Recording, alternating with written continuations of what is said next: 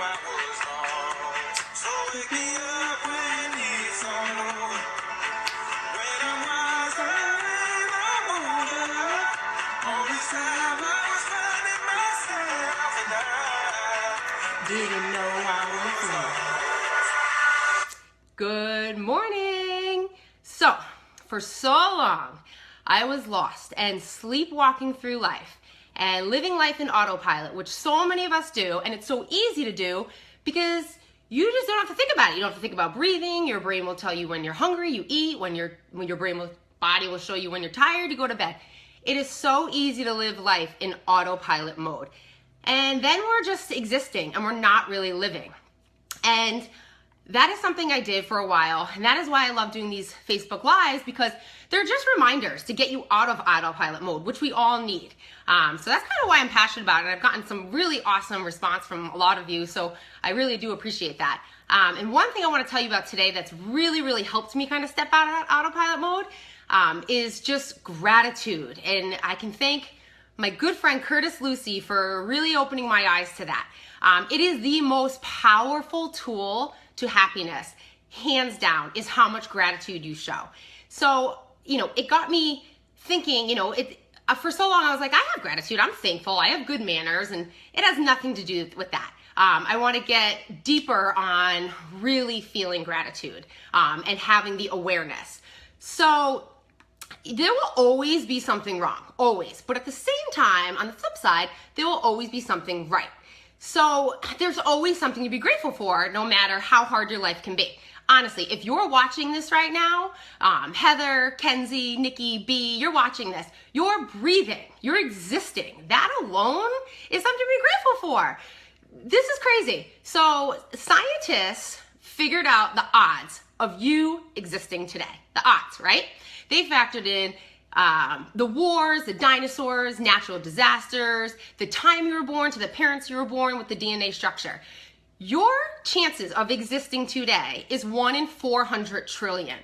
That is a miracle. So we can start there and be grateful for that, because that's kind of mind-blowing. So, but you probably never thought about that. You're probably just going through life. So you being here is a miracle, and when you're aware of that, things start to change. So I'm really convinced that life is 10% what happens to you and 90% of how you react to it. So there are so many upsets in life because we base so much on expectations. We're in a day and age where you can Google anything you want and get an answer like that. You want to order something, it's on your doorstep the next day. We're just go, go, go, go, go. And we just expect a lot of things. So once you kind of let go of expectations and replace it with gratitude, I can tell you the weight that will come off your shoulders is mind-blowing. You can breathe. So a little example, my husband and I went to Bali 2 years ago, all the way across the world. We get to Bali, guess what? No luggage. No luggage for half the trip. No luggage. We expected it, and I thought, oh my God, the trip's ruined, blah, blah, blah. No. It was the best thing that happened to us. Why? Because A, it made me realize how grateful we are in this country to get whatever we want, wherever we want, like that.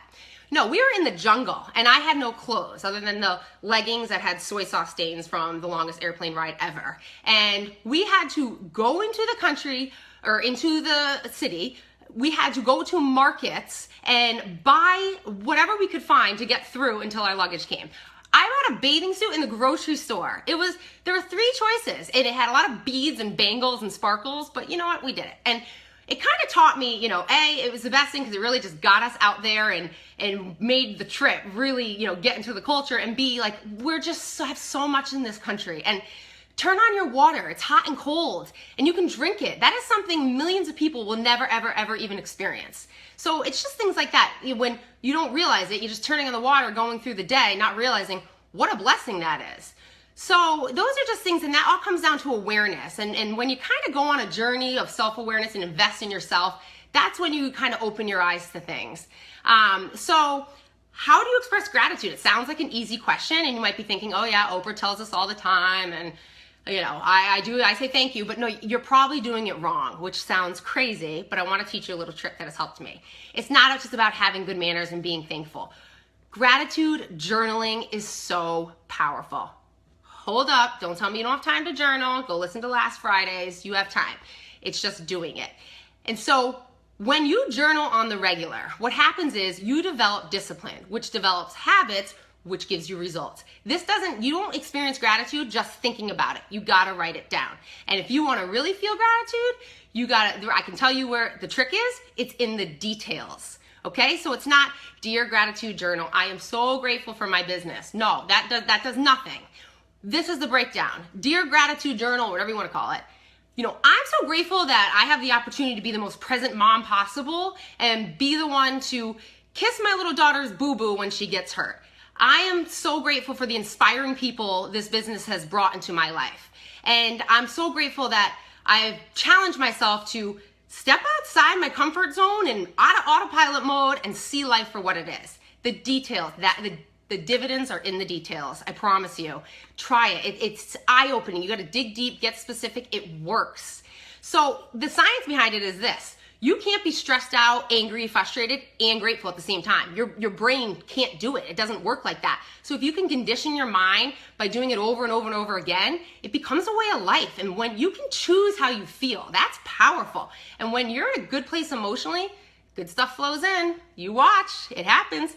So showing gratitude is simple. It's not always easy. It takes practice, but it's simple. So here is an experiment and a challenge. I want you to close your eyes and think of somebody who's really influenced you in life, like really, really influenced you, and write down the reasons. Get the details, write them down. And here is the challenge. After you do that, call them and tell them. And it is not, don't text them, don't email them. Pick up the phone, old school, do it, don't be afraid, and just let it go. And start with don't be worried, because it's when you do a call like that, it can panic people because it's out of the norm. But just tell them why you're grateful. I did it yesterday. I did the call. I got a voicemail. I was like, woo woo, dodged a bullet, hung up. Had like a real pep talk about how much of a wuss I am. Did it again. And on that voicemail, I let it go. And I left a real long, deep message about just thanking them for what they did for my life. And the message I got that evening was something I will never forget. So not only will be, expressing gratitude really help somebody else and give back, but it will make you so much happier. And it's just, it's just amazing what you can do when you start feeling grateful, not just for the sunny day, but really staring at the clouds and the sun and taking it all in, because the world is a beautiful place if you just open up your eyes. So expressing gratitude will not only make you happier, but what you choose to focus on will become your reality. So I highly recommend you try it. It's not hard. It's just a matter of doing it. So no longer will I be lost. I didn't know